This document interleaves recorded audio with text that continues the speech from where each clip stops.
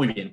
Con todos ustedes, apreciados estudiantes, a continuación vamos con la presentación y la exposición del doctor Alex Vallefranco. El doctor Valle es especialista en Derecho Penal y Justicia Indígena por la UNIANDES en Ecuador, magíster en Derechos Humanos y Democracia por la Universidad Andina Simón Bolívar. Además es máster en Ciencias Sociales por Flaxo, Ecuador, doctor en Ciencias Jurídicas de la Universidad de Bremen, Alemania, en la cual también ha realizado un postdoctorado en Derechos de la Naturaleza en esta institución. Además, es docente y decano de la Escuela de Derechos y Justicia del Instituto de Altos Estudios Nacionales en el Ecuador y autor de varios libros en materia de derechos humanos, migraciones e instituciones y administración pública. Estimado doctor Alex, bienvenido, muy buenas noches, tiene la palabra. Muy buenas noches con todos, con todos. En primer lugar, quiero agradecer a Damián por la cordial invitación como representante del Latin Juris, una organización la cual está presente en todo lo que significa la capacitación, la formación en materia de derechos humanos y temas de contexto, ¿no? Que son necesarios dentro de la sociedad latinoamericana. El día de hoy, y a pedido del doctor Armijos, pues me ha solicitado que les hable un poco de la Convención Interamericana contra la Tortura para prevenir y sancionar la tortura y un poco en el contexto de lo que el profesor anterior también revisaba. Yo, previo a hablarles de la Convención Interamericana para prevenir y sancionar la tortura y los contenidos, sí quiero hablarles un poquito brevemente de lo que significa eh, básicamente la armonización de los sistemas internos con los sistemas internacionales. Y luego la responsabilidad del Estado y, por supuesto, los derechos de las personas individuales y colectivas frente al sistema internacional, tanto sistema universal como sistema regional. Y en la segunda parte sí voy a hablar netamente sobre la Convención Interamericana para prevenir y sancionar la tortura de 1987. Y fíjese que la Convención de Naciones Unidas, también la Convención contra la Tortura, Tratos Crueles, Inhumanos y Degradantes, también corresponde al año 87. Entró en vigencia esa en junio del 87, ¿no? Entonces, esta interamericana también entra en vigencia en el mismo año. Para comenzar, y muy rápidamente voy a pasar también a esta primera parte, es importante, como ya también algo se mencionó anteriormente sobre la Convención de Viena sobre el derecho a todos los tratados de 1969, que es la que contiene todo lo relativo a disposiciones y contenidos de qué debe contener un tratado, los tipos de tratados, la denuncia, las reservas, es decir, todo absolutamente relacionado a un tratado. Lo importante es saber que ya los estados, pues, y su desarrollo normativo no únicamente queda en el sistema parlamentario de producción de leyes, sino que hay que tener en cuenta el sistema universal, los sistemas regionales, respecto de esta relación muy estrecha con el sistema nacional. Es así que ustedes pueden ver ahí, ¿no? Unos engranajes por parte de lo que es las normas nacionales, ¿verdad? Y la armonización.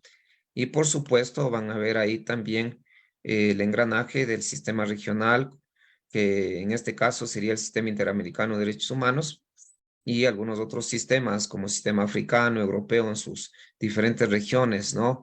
Y también tienen también el sistema universal, que aquí encuentran todo lo que es relativo a Naciones Unidas como el órgano máximo que contiene 193 países de Naciones Unidas, que igual saben, creado una conferencia de San Francisco en 1945, cuyo primer documento es la Declaración Universal de Derechos Humanos, que como ya lo mencionaron, pues es una norma del jus cogens.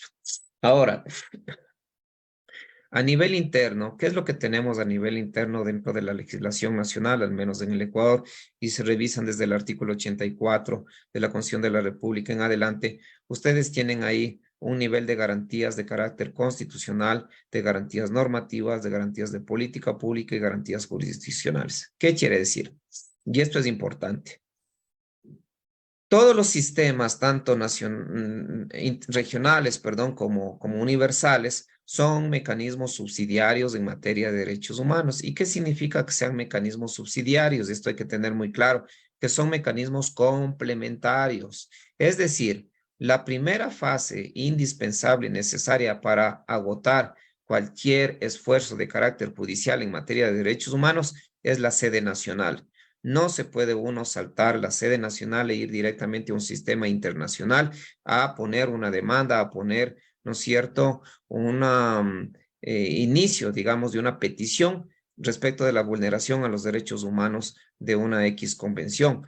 Si no se agotan los recursos internos, es indispensable agotar recursos internos y por eso es que es necesario a nivel interno de agotar todos los recursos jurisdiccionales, es decir, todo lo que son juicios civiles, juicios penales, según amerite el caso, ¿no? Y en sus respectivas instancias y de carácter vertical.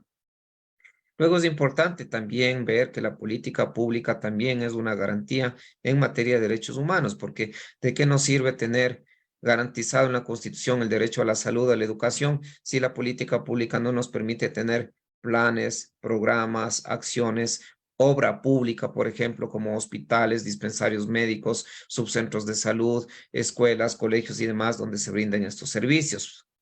También tenemos las garantías normativas que son per se, cada una, digamos, de las leyes, de la Constitución y cualquier otra norma infraconstitucional que defienda derechos. Y por supuesto, un poco ya las garantías denominadas constitucionales como el habeas corpus, como el habeas data, como la acción de protección, las medidas cautelares, acciones por incumplimiento, etcétera. Entonces, como ven, a nivel nacional existe un gran bagaje de garantías para preservar y resolver todo lo que significan vulneraciones en materia de derechos humanos. Y en ese entendido, las cortes internacionales, debe estar claro, no son tribunales de cuarta instancia, no son tribunales de apelación, porque adicionalmente, fíjese cuál es la diferencia primordial. A nivel interno, pensemos que A comete una infracción, ¿no es cierto? Tortura, digamos, ¿no? Que está tipificado en el COIP, si no me equivoco, en el artículo 151. Y claro, para iniciar este juicio entre A y B, tiene que iniciar una acción, ¿no es cierto?, una denuncia en la fiscalía, ¿no? Más aún si ha sido cometido por un agente estatal. Evidentemente que aquí, digamos, existe toda la legislación hasta llegar a un tema de sentencia, primera instancia, segunda, posiblemente se agote casación, pero indispensable, vuelvo y repito, agotar los recursos de jurisdicción interna antes de ir con la sede internacional, porque a nivel interno, como mencionaba, el sujeto A está directamente con un juicio contra B, pero el sistema internacional no es que va a juzgar la relación entre A y B y si se cometió o no se cometió tortura. Lo que va a juzgar es la responsabilidad del Estado, ojo, la responsabilidad del Estado en ese juicio de A contra B, en el que posiblemente hubo denegación de justicia, en el que posiblemente hubo retardo injustificado de justicia, en el que posiblemente hubo fallos al debido proceso, en el cual el Estado es responsable tanto por acción, por omisión y por aquiescencia. En definitiva, ¿no es cierto?, los órganos internacionales, con excepción de la Corte Penal Internacional, juzgan a los Estados por violaciones cometidas a tratados internacionales, ¿no? Entonces hay que tener claro que no es que se va a juzgar la misma relación, sino directamente a los Estados suscriptores. Luego, aquí en esta partecita, importante tener la diferencia en los instrumentos internacionales, que creo que ya los docentes anteriores ya lo han explicado, entre lo que significan instrumentos del soft law y del hard law. Hard law significa todo lo que son convenios y tratados internacionales, es decir, estos tratados que son vinculantes, que son obligatorios. ¿Por qué? Porque evidentemente los estados firman, pues los estados firman, ratifican. Hagan de cuenta ustedes, no, yo siempre pongo este parangón a nivel interno, si usted firma un contrato de arriendo. Firma un contrato de arriendo por $500 y si ya firmó el contrato de arriendo, ¿no es cierto? Y ya está todo legalizado, pues en 2, 3 días no puede decir, ¿sabe qué? No, es que 500 está muy caro, bájeme 400. No, entonces no, ese acuerdo de voluntades hay que respetarlo. Lo propio, las convenciones y tratados internacionales, según la Convención de Viena sobre el derecho de todos los tratados de 1969, comprende también el principio de bona fides, que es el principio de buena fe. Todos los tratados se firman de buena fe y deben ser cumplidos. Y el principio de pacta sunt servanda. Los pactos son sagrados. Y si los pactos son sagrados, tienen que cumplirse. No puede decir luego ya no quiero. Claro que se establece, por ejemplo, la denuncia como una posibilidad de un Estado soberano para ya no pertenecer a una determinada convención, pero para hacer eso tiene que seguir un procedimiento formal y la denuncia entra en vigencia 12 meses después de haber sido solicitada, es decir, la denuncia no entra como un proceso automático. Luego tiene las normas del soft law, que también ya lo discutía el profesor anterior, como opiniones consultivas, resoluciones, informes y demás, que en sentido estricto no son obligatorias. Pero si nosotros vemos el 417, 424, 425 de la Constitución, nos habla, ¿no es cierto?, de un principio pro ser humano. Luego nos habla de que también la Constitución y los tratados internacionales en materia de derechos humanos tienen el mismo nivel, a pesar de que, por supuesto, la Constitución ocupa el primer lugar en, digamos, por primigenia en la pirámide kelseniana, pero en este caso en particular, los tratados internacionales se equiparan y vienen a estar casi al mismo nivel o en el mismo nivel. Incluso en el principio pro homine, si es que hay una norma más favorable en el instrumento internacional, debería aplicarse este. Aquí hay un debate fuerte y hace rato también lo consultaba un estudiante respecto a la opinión consultiva 24, ¿no es cierto? Si nosotros analizamos y vean la perspectiva, todo lo que es de interpretación jurídica es interesante, ¿no es cierto? Si es que ustedes ven Aulius Arnio, a Perelman, las interpretaciones de Robert Alexi, Manuel Atienza, hay un montón. Pero hay un carácter especial en materia de derechos humanos, mis estimados y estimadas, que no puede ser interpretado de manera legicéntrica y con el silogismo jurídico, porque los derechos humanos tienen una complejidad, una multidisciplinariedad, una interrelacionalidad que debe ser interpretada en ese conjunto. Entonces, ahí en el caso de la opinión consultiva 24, en la aplicación del matrimonio igualitario, pues claro, juez como Hernán Salgado, de una tradición y una raigambre totalmente positivista, interpretó al tenor literal de la ley. Pero sin embargo, jueces como profesor Ramiro Ávila y otros dijeron que es necesario también tener una interpretación más amplia como la evolutiva, como la interpretación sistemática, que también están permitidas si ustedes revisan el artículo 3 de la Ley Orgánica de Garantías, Garantías Jurisdiccionales y Control Constitucional o el artículo 18 del Código Civil Ecuatoriano. Entonces, ustedes pueden ver diversas formas de interpretación, ¿no? Que en este caso, vuelvo y repito, son más favorables en materia de derechos humanos. Las fuentes que dio el profesor también anterior, y aquí pueden revisar, googlear, están en el artículo 38 del Estatuto de la Corte Internacional de Justicia, las fuentes del derecho internacional público, que ya se mencionaron, ¿no? Los tratados internacionales, la costumbre internacional, el tema de los trabajos de los autores más relevantes a nivel internacional, la jurisprudencia de las cortes internacionales. Esto está en el artículo 38 del Estatuto de la Corte Internacional de Justicia. Ahora, entendido ya que el sistema internacional de derechos humanos es un sistema complementario, subsidiario, que entra solamente cuando falla el sistema nacional, porque no es idea del sistema internacional decir, tenemos más países sancionados, más casos contra X y Estado. No, no, no, no, no. El sistema es para regular precisamente los posibles abusos en ciertos estados donde no haya la posibilidad material de ejercer los derechos, decir un momentito, aquí se está fallando, está haciendo algo, pues aquí hay que tener, ¿no es cierto?, una posibilidad de juzgamiento imparcial, independiente y de responsabilizar a los estados por sus incumplimientos. Y en este caso, es importantísimo tener claro que los estados tienen obligaciones dentro del concierto internacional. Y estas son principalmente las tres: respetar, proteger y garantizar. ¿Qué implica esto de respetar? No interferir en el disfrute de los derechos. Entonces, yo permito que salgan a las calles, permito que se manifiesten, entonces yo estoy permitiendo ahí el derecho de reunión, el derecho de asociación, el derecho de movilidad, etcétera, etcétera. Es decir, no intervengo, no me meto. Un deber de abstener del Estado, de dejar hacer. ¿Pero eso es suficiente para el ejercicio de los derechos humanos? Pues por supuesto que no, pues. No, en un estado, pensemos, ¿no? Ahora mismo en el Ecuador, lleno de tanta inseguridad, la responsabilidad le corresponde al Estado, pues como centro de monopolio del poder de la fuerza. Eso está dado desde el mismo pacto social, ¿no es cierto? Con Jean-Jacques Rousseau, ¿no? El famoso contrato social.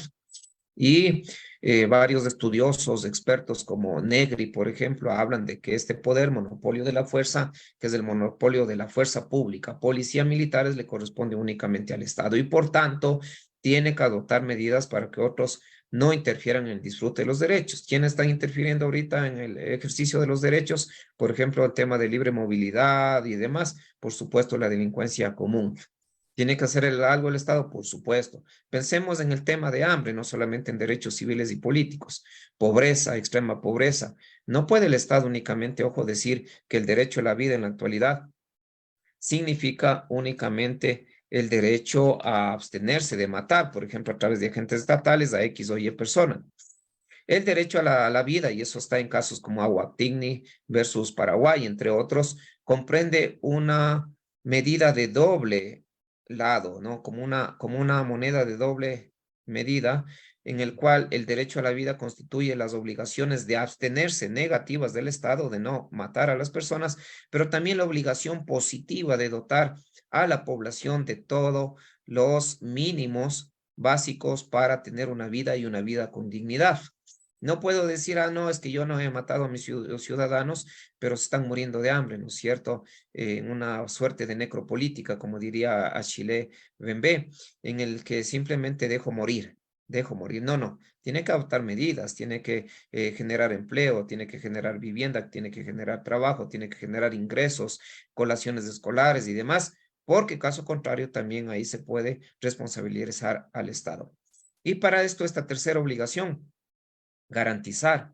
Entonces el Estado tiene que tomar todo tipo de medidas, ojo, legislativas, administrativas, judiciales y de cualquier otro índole que haga efectivo el goce de los derechos humanos, que haga efectivo el goce de los derechos humanos. Entonces, no es simplemente lanzar leyes y demás, no, política pública efectiva, programas y acciones que hagan efectivo ese goce en materia de derechos humanos. ¿Quiénes somos los titulares en materia de derechos humanos? Hay que entender todos los seres humanos sin discriminación alguna. Y no solamente de carácter individual, si estamos frente al sistema interamericano, tenemos que pensar también en los colectivos, ¿no? Comunidades indígenas, entre otros, ¿no? Que también pueden ser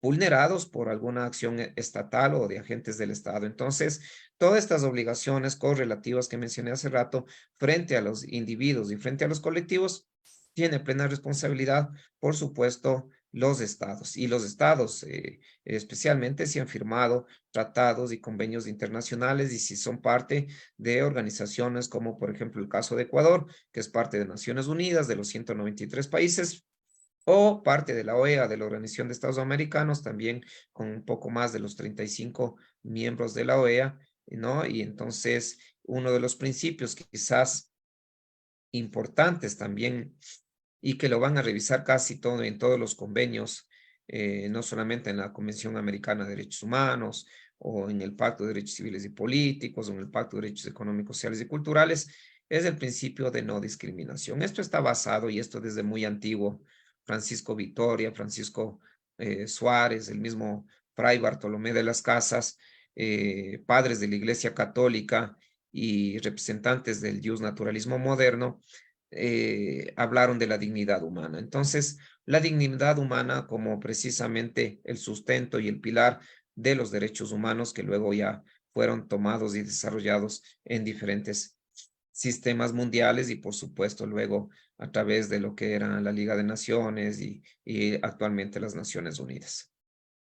En fin, este principio habla de la no discriminación de ninguna persona bajo ningún motivo, especialmente discriminación basada en elementos no esenciales. ¿A qué me refiero con elementos no esenciales? Y aquí es bueno acordarse de Francis Fukuyama cuando habla del tema de la dignidad humana y define qué mismo es la dignidad humana, porque es un tema muy abstracto, muy complejo, pero la dignidad humana es el conjunto de elementos esenciales que nos hacen humanos, como por ejemplo los sentimientos, el vivir en comunidad, la capacidad de reflexión, la inteligencia, el lenguaje, y así entre otros elementos, ¿no? Y los elementos no esenciales, fíjese que están entre artículo 1 y 2 de la Declaración Universal de Derechos Humanos, aquellas cuestiones muy pequeñas que nos diferencian como el color de la piel, el origen nacional, la orientación política, la orientación sexual, la orientación religiosa, el ser más alto, más pequeño, más morenito, más gordito, más delgado, etcétera, ¿no? Esas condiciones intrínsecas que nos hacen individuos particulares y únicos, ¿no es cierto? Y por lo cual no es posible admitir ningún tipo de discriminación. Ahora, precisamente bajo ese principio de no discriminación y de vulneración en materia de derechos humanos, y con esto termino una primera parte, surgen, fíjese, un montón de instrumentos internacionales para proteger situaciones jurídicas específicas y especiales, ¿no es cierto? Entonces, el Pacto de Derechos Civiles y Políticos, pues viene a proteger a través de la formación luego en Naciones Unidas de un Comité de Derechos Humanos, luego el Pacto de Derechos Económicos, Sociales y Culturales, que permite la creación de un Comité de Derechos Económicos, Sociales y Culturales de Naciones Unidas. Y así las diferentes convenciones, por ejemplo, Convención de los Derechos del Niño del 89, permitió la creación de un Comité de los Derechos del Niño, luego Convención sobre Personas con Discapacidad, lo propio, la Convención contra los Derechos y la Discriminación, contra la discriminación de la mujer, también la CEDAW, ¿no es cierto?, que permitió la creación de este comité. Entonces, como pueden ver, varios comités de Naciones Unidas para que no se quede letra en papel, como diría Gargarela, sino que permita también denunciar a los estados a nivel de Naciones Unidas a través de estos comités, que no son órganos judiciales, ojo, no son órganos judiciales porque no existen jueces, no existen tribunales y no existe una sentencia al final, pero que sí son órganos donde se demanda el cumplimiento de los tratados internacionales respecto de los estados que han incumplido o que han cometido un ilícito internacional. Y aquí tenemos uno que es especial, que justo vamos a hablar, que es el Comité contra la Tortura, también de la cual es parte Ecuador, y el cual permite llevar casos también ante el sistema de Naciones Unidas. Pero lo que nos interesa, y aquí vamos a entrar a la segunda parte, es el Sistema Interamericano de Derechos Humanos. Y evidentemente el Sistema Interamericano de Derechos Humanos es un sistema regional que nace de la OEA, que nace del seno de la OEA con los países, ¿no?, de América, ¿no?, básicamente, y que tiene como órganos principales a la Corte Interamericana de Derechos Humanos, a la Comisión Interamericana de Derechos Humanos, y cuya base principal es la Convención Americana de Derechos Humanos de 1969, sí, en la cual se establecen varios de los artículos en protección en materias de derecho civiles y políticos, básicamente, ¿no? Entonces, Corte Interamericana de Derechos Humanos es un órgano judicial formado por 7 jueces, su sede está en Costa Rica, tienen la capacidad, como ya se dijo hace rato, tanto contenciosa de seguir los procesos judiciales, pero también la capacidad también de carácter consultivo, que ya dio la clase en específico, esa posibilidad de admitir consultas por parte de los estados, de la misma comisión, respecto de la extensión o de la expresión o del significado de algún articulado de la Convención Interamericana de Derechos Humanos, ¿no? Y saber cuáles son sus alcances. Todo esto basado en la Convención Americana, como dije, pero no únicamente en la Convención Americana, porque ahí tenemos convenciones adicionales como el Protocolo de San Salvador en materia de derechos económicos, sociales y culturales, o como la Convención, ¿no?, contra la tortura, por ejemplo, ¿no?, o la Convención de Belén do Pará en materia de derechos de las mujeres, etcétera, etcétera. Es decir, todo eso hacia un articulado. Todo esto hace un imbrincado, ¿no?, conectado con todos los convenciones, parte del sistema interamericano. Pero aquí nuevamente, fíjense, vuelve nuevamente a referirse a las obligaciones que tienen los estados, en este caso en particular relativos a la Convención Interamericana de Derechos Humanos, que en su artículo 1 y en su artículo 2 señalan la obligación de respetar de derechos, y aquí miren de forma clara este principio transversal que les dije de igualdad y no discriminación por motivos de raza, color, sexo, religión, etcétera, etcétera. Y el segundo articulado que tiene que ver con el deber de garantizar a través de derecho interno todos los derechos y libertades de las personas que son parte de la OEA y que han firmado y han ratificado la Convención Interamericana de Derechos Humanos. Esta partecita no me voy a demorar, pero creo que es importante también decirles, y no sé si es que ya lo vieron de alguna manera, que para acceder a cualquier instrumento internacional, y esto tener claro, que las instituciones tienen que ser competentes, es decir, usted tiene que revisar si existe competencia ratione materia, competencia ratione persona, competencia ratione tiempo, y al igual que al interno, ¿no? Hay un proceso, no es pues que un juez de Imbabura puede conocer un caso de un homicidio que se cometió en la Tacunga, ¿no? Sabemos que hay una competencia territorial, entonces la competencia territorial le corresponde al juez de la Tacunga porque es el lugar donde se cometieron los hechos. No es que en ese delito puede meterse un juez de lo civil porque hay una competencia a razón de la materia y tiene que estar ahí un juez, ¿no es cierto? Evidentemente de carácter penal, no un civil porque no conoce la materia. Y en relación a los tiempos también, ¿no es cierto? No es que hay que esperar, pues ahí ustedes saben, prescribe tanto la acción como la pena, entonces no voy a esperarme ahí unos 30 años, ¿no es cierto?, para realizar una denuncia. Entonces, acá también a nivel del sistema interamericano y los temas universales existen esas reglas. Entonces, para mandar o para pedir, hacer una petición, una comunicación al sistema interamericano, se tiene que hablar específicamente de vulneraciones a los derechos humanos que están contenidos en la Convención Interamericana de Derechos Humanos, no en otro instrumento internacional, a menos que sean parte del sistema interamericano, como la Convención para la Tortura. Sí, por supuesto, porque es parte del sistema interamericano, pero no puedo hacerlo, ¿no es cierto?, con una convención como la Convención de los Derechos del Niño, porque si bien estipula, por ejemplo, la Convención Americana de Derechos Humanos del artículo 19 de los derechos del niño, no es una convención especial ni específica para proteger los derechos de la niñez. Entonces, cualquier persona, primero esto hay que tener claro, o grupo de personas o entidad no gubernamental legalmente reconocida en uno de los estados de la OEA, puede presentar quejas, puede presentar denuncias, ¿no es cierto?, por violaciones a la convención o a las convenciones parte del sistema interamericano, ¿no es cierto? Como principal está, por supuesto, la Convención Americana o Pacto de San José. Luego, para que esa petición pues sea admitida, esto es fundamental, lo que ya les dije, que se agoten los recursos de jurisdicción interna, no se presenta directamente una violación a los derechos humanos, porque vuelvo y repito, no es la idea tener un cúmulo de acciones contra los estados, sino que se resuelva casa adentro, que se resuelva de la mejor manera, pero si ya no se puede mismo, se va al sistema internacional. Que la denuncia sea presentada en el plazo de 6 meses a partir de la última decisión judicial, es decir, digamos que llegó a casación el 1 de enero del 2023, pues cuenten ahí 6 meses, de enero a febrero, a marzo, abril, mayo, junio y julio. Primero sería el último día que podría presentarse esta denuncia, es decir, con la última decisión judicial, la definitiva. No puedo pasarme yo 7 meses, 8 meses, 9 meses, porque ya precluye la acción. Que la materia de la petición o comunicación no esté pendiente de otro procedimiento de arreglo internacional.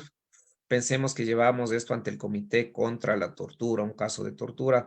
Pensemos lo ocurrido en el Turi en 2016, ¿no es cierto? Donde más, si no me equivoco, 200 PPLs, personas privadas de libertad, fueron sometidos a tratos crueles, inhumanos, degradantes, y luego fueron las personas sancionadas en el año 2020. Entonces, si esto ya está conociéndose, por ejemplo, no doy un caso hipotético, en el comité para sancionar la tortura, no puedo llevar esto al sistema interamericano porque existe, ¿no es cierto?, dos veces por lo mismo, un non bis in idem, ¿no? Dos procesos que están siendo juzgados por la misma causa, por la misma razón. Entonces no puedo hacer eso. Y finalmente, bueno, que contenga el nombre, nacionalidad y todos los generales de ley necesarios para esto de aquí. Ya entrando en detalle, como les decía ya en esta segunda parte, para luego dar también la posibilidad a las preguntas, aquí está básicamente, ¿no?, el tratado, ¿no?, interamericano para prevenir, sancionar la tortura, que entró en vigor el 28 de febrero del 87, como les decía, es anterior, unos meses nada más, a junio del 87, la Convención de Naciones Unidas contra la Tortura, Trato Crueles, Inhumanos y Degrantes. Y aquí pueden observar aquí a Ecuador, ¿no es cierto?, que realiza su firma en 1986, el 30 de mayo, y luego hace la ratificación, la adhesión, el Ecuador en el año 1999, prácticamente 13 años después, el 30 de septiembre, ¿no? Y finalmente realiza el depósito en el 99, ¿no es cierto?, el noviembre 9. Aquí pueden ver la lista de los diferentes países signatarios, ¿no?, de este tipo de la Convención sobre la Tortura, básicamente todos los de América Latina, Argentina, Bahamas, Barbados, Belice, Bolivia, Colombia, Costa Rica, Ecuador, Guatemala, México, Nicaragua, Panamá, Paraguay, República Dominicana, San Kitts, Santa Lucía, San Vicente, Surinam, Trinidad, Tobago, Uruguay, Venezuela, ¿no es cierto? Y que no les sorprenda que no esté aquí, por ejemplo, los amigos del norte, Estados Unidos, que tampoco han firmado la Convención Americana de Derechos Humanos y que normalmente no, no han firmado varios instrumentos internacionales, pero que sin embargo han tenido jueces y han tenido comisionados en la Comisión Interamericana de Derechos Humanos. De eso hablaremos luego, es un debate también complejo y largo. Ahora, ¿cómo se entiende el tema de la tortura en esta Convención Interamericana? Pues en la Convención Interamericana está un concepto, no creo que bastante sencillo, pero completo, en el cual se involucra que todo tipo de tortura es este trato realizado intencionalmente, fíjese, o sea, tiene que ser intencional, no es una cuestión inintencional, que se inflige a una persona sufrimientos físicos, mentales. Y mire, ¿cuál es la finalidad? Aquí la finalidad es la investigación criminal. Fíjese, entonces no es cualquier finalidad, no es que torturo, ¿no es cierto?, con algún otro tipo de fin, sino específicamente la investigación criminal, uno, lo otro como medio intimidatorio, ¿no es cierto?, dos, es decir, como medio de amenaza, ¿no es cierto?, de presión, tres, como castigo personal por haber desobedecido o realizado, no realizado cierta acción, como medida preventiva, es decir, cuidado y te metes a hacer esto porque te va a pasar tal cosa. Mira, aquí está, ¿no es cierto?, una muestra de lo que te puede pasar. O, fíjese, puede ser como una pena también. Entonces, el hecho de decir muy bien, en vez de darte una sentencia de 2, 3 días, pues te vamos aquí a dar una golpiza, por ejemplo, ¿no? O cualquier otro fin, ¿no es cierto?, que pueda estar dado dentro, digamos, de esta intencionalidad de causar el daño principalmente o el sufrimiento a la persona, ¿no? Se entenderá también como tortura, ojo, la aplicación sobre una persona de métodos tendientes a anular la personalidad de la víctima, a disminuir su capacidad física y mental, aunque no causen, ojo, lo siguiente, aunque no causen dolor físico o angustia psíquica. Entonces, claro, usted dice, bueno, como, ¿qué cosas podrán ser aquí? Bueno, ahora yo les digo, bueno, no desde ahora, de hecho, ustedes si se ponen a revisar los métodos de tortura, ¿no es cierto?, que existían desde antaño, en el siglo XIV, XV, XVI, XVII, que están narrados además en Vigilar y Castigar, por ejemplo, de Michel Foucault. Ustedes verán pues todo lo que significaba los tormentos. Hay un desarrollo increíble de unos métodos y unas técnicas para torturar que uno no tiene idea y dice, bueno, ¿cómo se le ocurre tanta cuestión al ser humano para la maldad, no? Y hay inyecciones que causan dolor, hay ciertos hechos o amenazas que causan también o disminuyen la capacidad física de las personas. O, por ejemplo, se someten, y la típica, ¿no?, que sucede acá, también pueden preguntar en Ecuador, ¿no?, el dar golpes con, qué sé yo, con cobijas que están mojadas y adentro hay algún objeto contundente, que con eso pues no aparecen los moretones por afuera, pero internamente los órganos están hechos pedazos, están destruidos. Es decir, hay una cantidad serie de cuestiones que pueden a una persona disminuirle física, mentalmente, ¿no? Sin que necesariamente aparezca el dolor físico o aparezcan las muestras del dolor físico o la angustia psíquica, ¿no? Y todo dependerá, por supuesto, ya de peritajes que se realicen al respecto.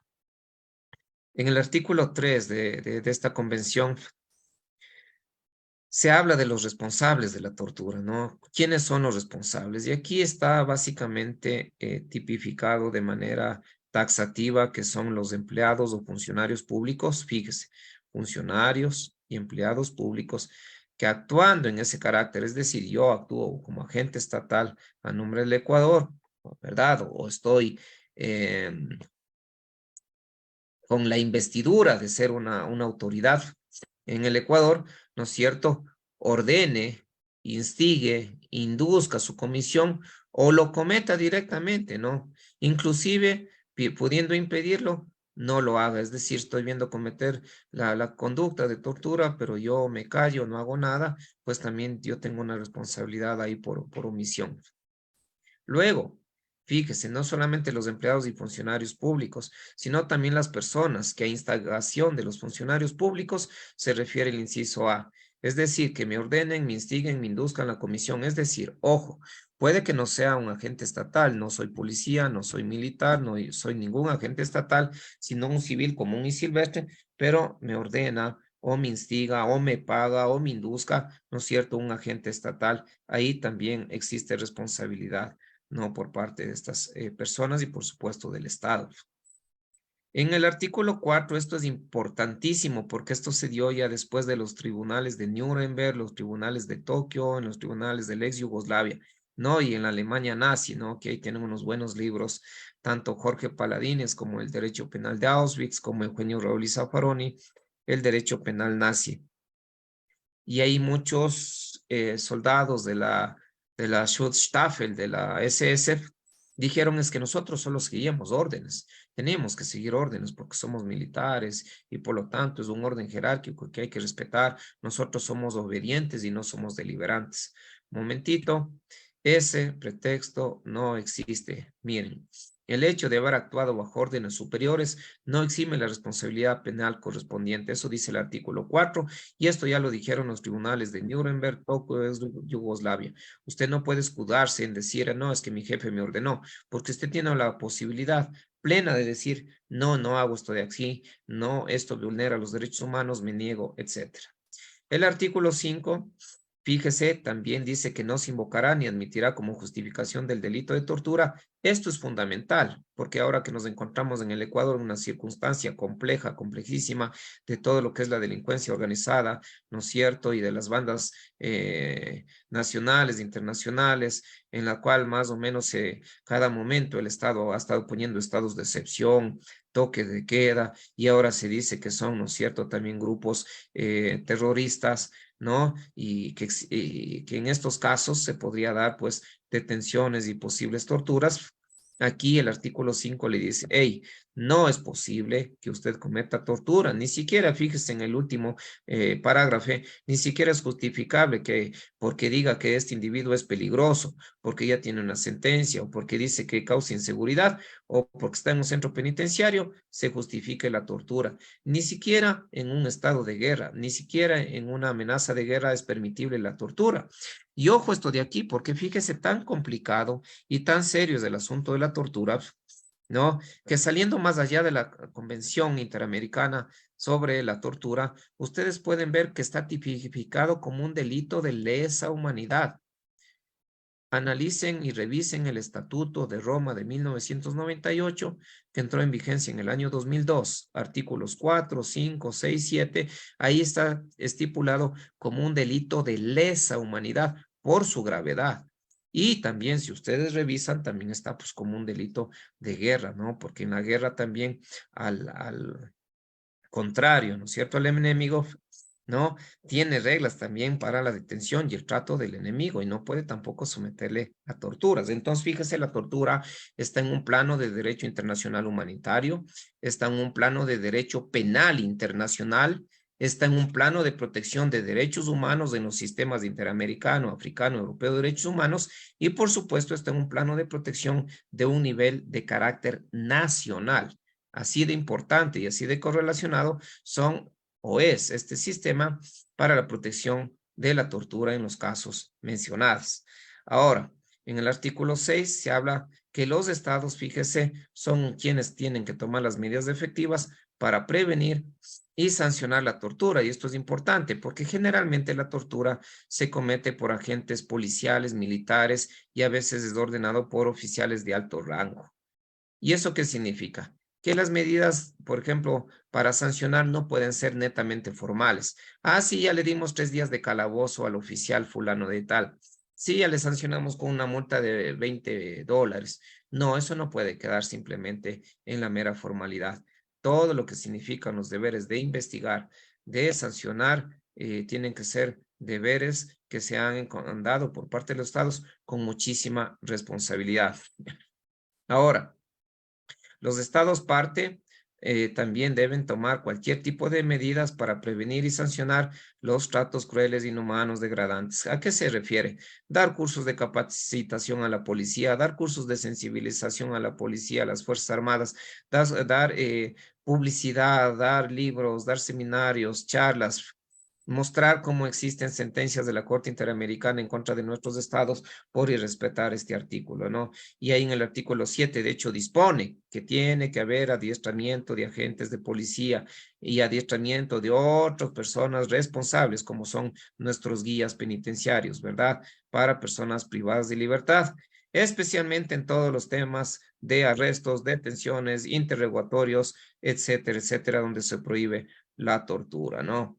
Luego en el artículo 8, ustedes pueden ver que los estados parte no tienen que, en caso de haber una denuncia, ¿no es cierto?, dentro del ámbito de la jurisdicción, tienen que tener una examinación de carácter imparcial. A veces ese también es uno de los graves problemas de nuestros países de América Latina, donde la misma policía es culpada por un X delito y la misma policía es la que investiga, ¿no? Entonces eso no puede ser imparcial, ¿no? Entonces tiene que darse comisiones, tiene que darse las condiciones para que exista una investigación de carácter imparcial. Y una vez que se agote el ordenamiento jurídico interno del respectivo estado, como está ahí, el caso podrá ser sometida a instancias internacionales cuya competencia haya sido aceptada por el estado, como vimos anteriormente, que está aceptado por el estado la competencia, ¿no es cierto?, para ser juzgado, porque además si ponemos que ya el Ecuador ha firmado la convención, ha ratificado la convención de la tortura, hay que recordar que el Estado firmó la competencia contenciosa de la Corte Interamericana de los Derechos Humanos en julio de 1984. Es decir, aparte de firmar la Convención Americana, dijo, sí, señores de la Corte Interamericana, en caso de que existan procesos y denuncias contra nosotros, usted, Corte Interamericana, nos puede juzgar. Le damos la autorización para que tenga la competencia contenciosa y juzgue estas infracciones internacionales en contra del Estado ecuatoriano. El artículo 9 habla de que los estados se comprometen adicionalmente a incorporar en sus legislaciones normas que garanticen la compensación adecuada de la tortura, es decir, todo lo que significa reparación material, reparación inmaterial. Y aquí me he puesto o me he permitido colocar el artículo 5 de la Convención Americana de Derechos Humanos, porque miren, la Convención Interamericana de Derechos Humanos da una protección desde mi punto de vista un poco más amplia y un poco más general de lo que significa la integridad personal. Entonces, si vamos a tener, digamos, un caso ante el sistema interamericano, evidentemente se activará la Convención Interamericana, ¿no?, contra la tortura, pero también con base al artículo 5, que prevé que toda persona tiene derecho al respeto de integridad física, psíquica, moral, y que nadie puede ser sometido a torturas, ni a penas, ni a tratos crueles, inhumantes o degradantes, los cuales están desarrollados en detalle y de una mejor forma en la Convención Interamericana. Luego, recuerda que la pena no puede trascender de la persona del delincuente, es decir, no lo que es la pena de muerte, básicamente, no podemos ir más allá de la vida del delincuente. Los procesados también, fíjese, deben estar condenados, deben estar separados, ¿no? Y solamente en circunstancias excepcionales sometidos a condiciones especiales. En el caso de los menores, tienen que tener un trato especial. Aquí están también todo lo que son los estándares de Brasilia.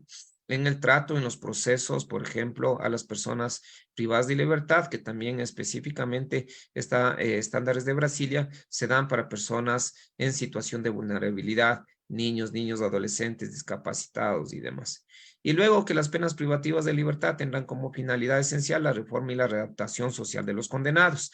Aquí una aclaración especial de qué no constituye tortura. No constituye tortura, y eso lo dice la Convención Interamericana, ¿no? Y alguna jurisprudencia, que no constituye tortura el simple hecho de poner a una persona como privada de libertad, es decir, esa angustia, ese hecho de tenerle privado de libertad en una celda, per se no constituye en tortura, ¿no? O trato cruel, inhumano y degradante, a menos, por supuesto, de que las condiciones sean, como vimos anteriormente, que afecten, ¿no es cierto?, a los individuos. Y para dar una muestra de aquello, pues, y ya finalizar esta segunda parte, solo cito nada más brevemente casos del Sistema Interamericano de Derechos Humanos. Si ustedes buscan los cuadernillos de la Corte Interamericana de Derechos Humanos, que ya van más de 30, 40, creo que llegando a los 50, hay cuadernillos en los cuales se desarrollan diferentes temáticas: derechos de la mujer, derechos de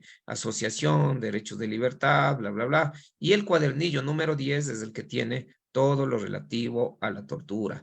Y así nos cita, por ejemplo, el Instituto de Educación Menor, que es el caso Panchito, ¿no es cierto?, Francisco López versus Paraguay, que se dio el 2 de septiembre del 2004, en el que, fíjense, aquí habían niños en estas casas, ¿no es cierto?, mal llamadas casos de acogida, de rehabilitación, y estos niños en varias ocasiones fueron sometidos a torturas, tratos crueles, y al final pasó una cosa espantosa, ¿no? Sacaron no eran baldosas, era un piso de madera, tenían frío, estaban sometidos a un invierno terrible sin calefacción, prenden fuego para calentarse y, por supuesto, el efecto fue un incendio que mató a muchísimos de ellos y dejó heridos. Entonces aquí lo que habla es efectivamente que el derecho a la integridad personal es sumamente importante, de tal manera que en los estados no pueden suspender, ni aún en estados de emergencia. Fíjese, no son suspendibles ni aún en estados de emergencia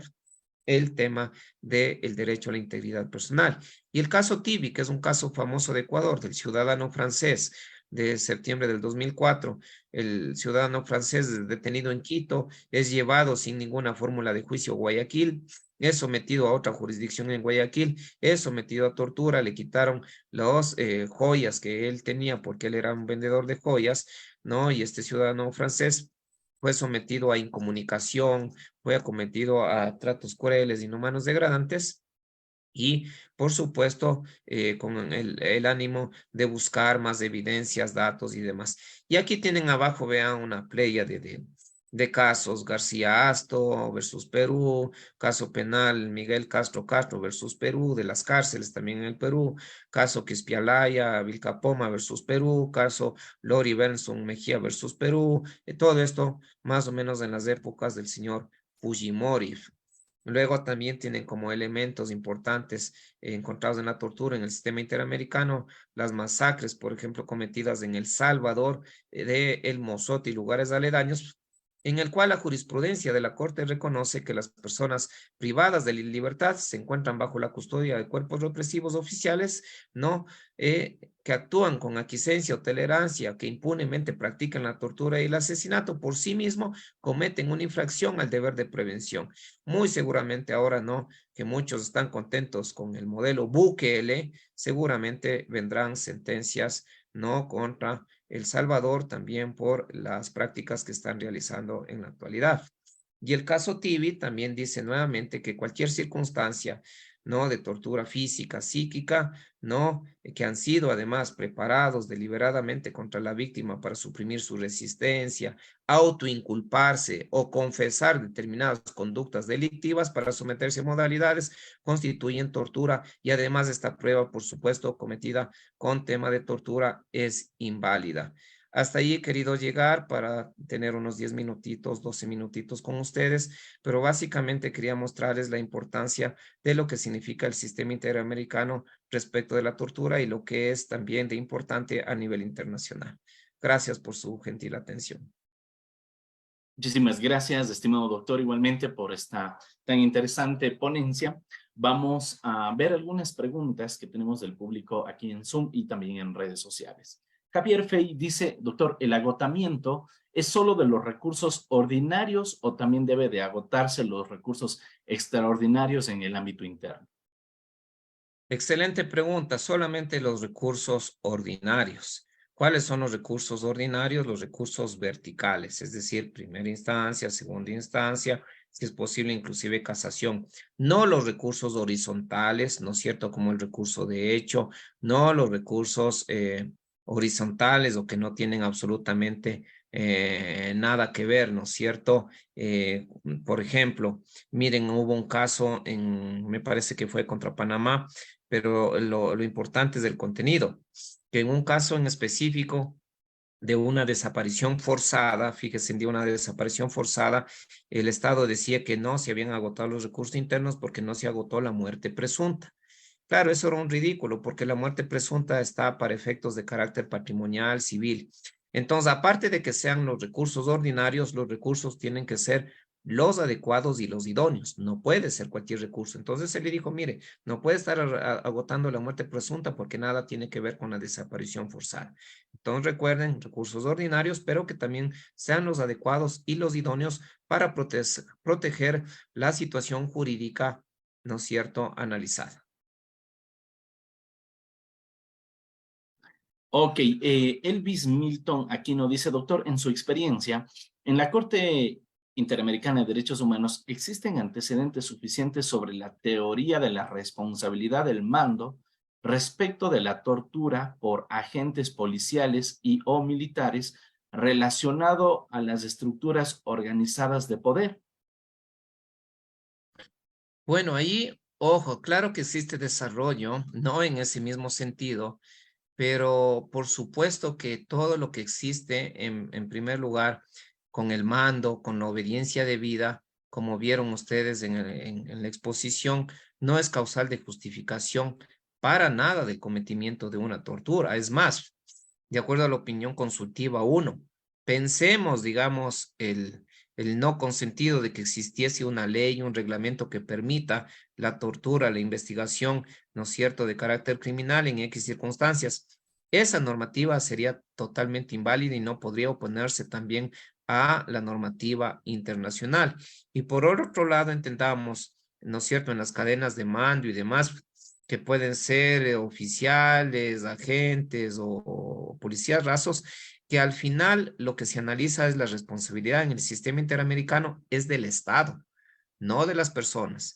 Sí de las personas, diciendo el Estado, usted juzgue a estos individuos de aquí para evitar impunidad, pero a quién se hace responsable, a quién la sentencia directamente le juzga, es al Estado, pensemos, ecuatoriano en X caso, y por supuesto por las responsabilidades, ojo, como decía anteriormente, por acción, si es que ha sido cometido por agentes estatales, por omisión, si es que los agentes estatales no hicieron nada para evitar la tortura, y por aquiescencia también, es decir, pensemos ahora que ya están apareciendo estos grupos paramilitares que dicen, vamos a limpiar la delincuencia, Estado, déjenos actuar. Entonces, claro, cuando un Estado dice, sí, sí, me están ayudando, yo les dejo actuar, ¿no es cierto? Doy carta blanca, también responde el Estado ecuatoriano.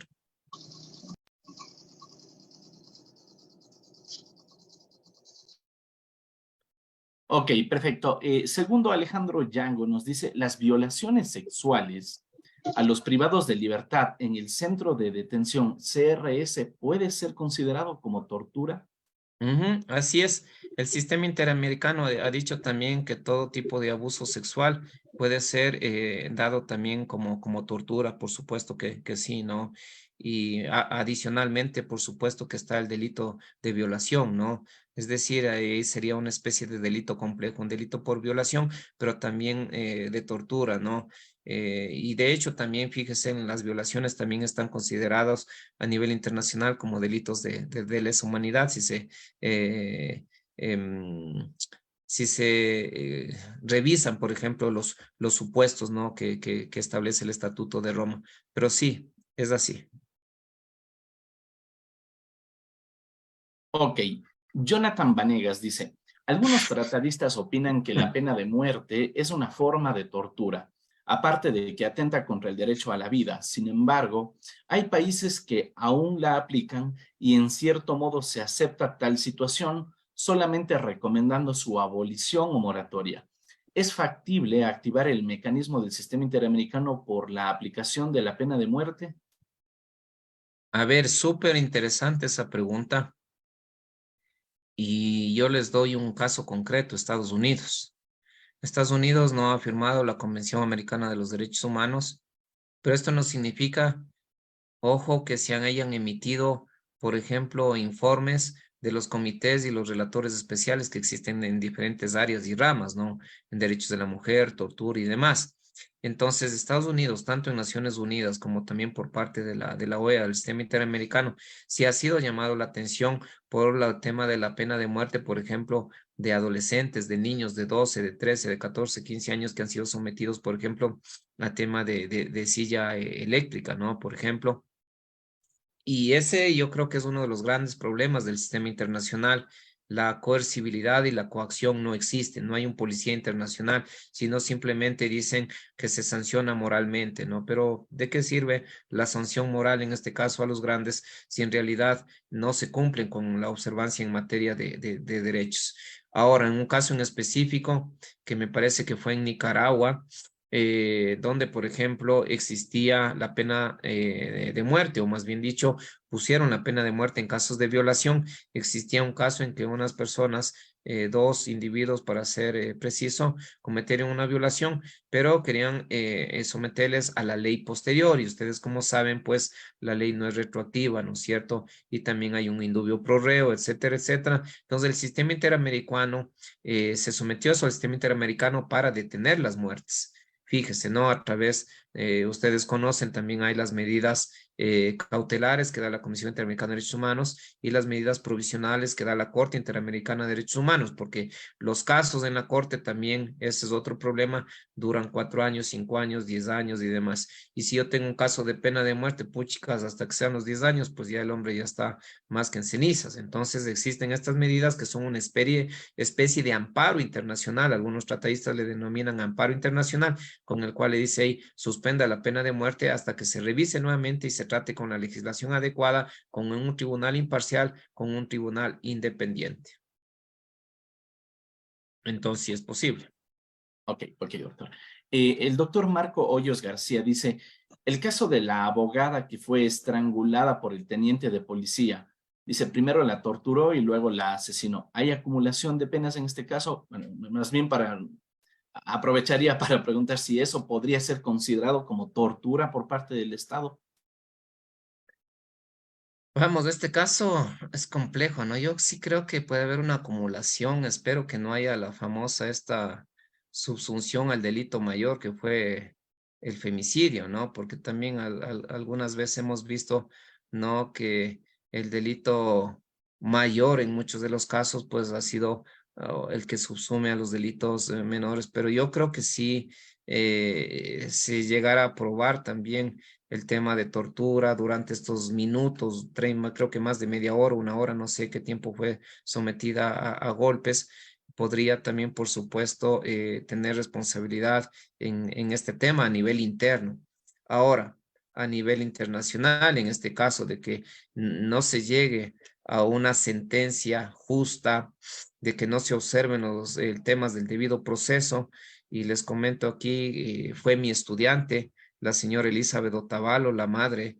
He tenido yo contacto con ella para algunas cuestiones, ahí asesoramientos, algunas guías, y realmente ella ya está pensando en el sistema internacional porque está viendo alguna serie de inconsistencias, como por ejemplo la misma investigación parcializada que realizó la policía, ¿no? Y está pidiendo, de hecho, la posibilidad al sistema interamericano para ver si es que se instala una especie de comisión para revisar justamente todos estos temas, porque claro, quien hace los peritajes, quien hace la investigación es la misma policía. Entonces, Yo pensaría que sí a nivel interno y a nivel internacional. También, por supuesto, ojo, la Corte Interamericana de Derechos Humanos, cuando ha habido ciertos casos, hace responsable al Estado por varios articulados. Por ejemplo, dice el Estado ecuatoriano es responsable por el artículo 5 por no observar la integridad personal, por el artículo 7 por privarle de la libertad, por el artículo 4 por privarle de la vida. Entonces, fíjese, ahí también hay un acumulado de responsabilidad, no solamente por un artículo, sino por varios de los elementos vulnerados en los contenidos de la Comisión Interamericana de Derechos Humanos. Ok, voy a tratar de empatar un par de preguntas semejantes que hay por aquí. Y Fernando, perdón también una sí, cosa que me adelante. olvidé. Adicionalmente, toda sentencia que ustedes revisen de la Corte Interamericana de Derechos Humanos siempre va a responsabilizar a los estados por el artículo 1 y 2, siempre por el artículo 1 y 2. Sea cualquiera el contenido, siempre por el 1 y 2. ¿Por qué? Porque el artículo 1 que les presenté hace rato habla de las obligaciones del Estado de respetar y el segundo de garantizar. Entonces, si hubo muerte, no respetó ni garantizó. Si hubo tortura, no respetó ni garantizó. Si hubo violación al derecho a la libertad de asociación, no respetó ni garantizó. Eso nada más.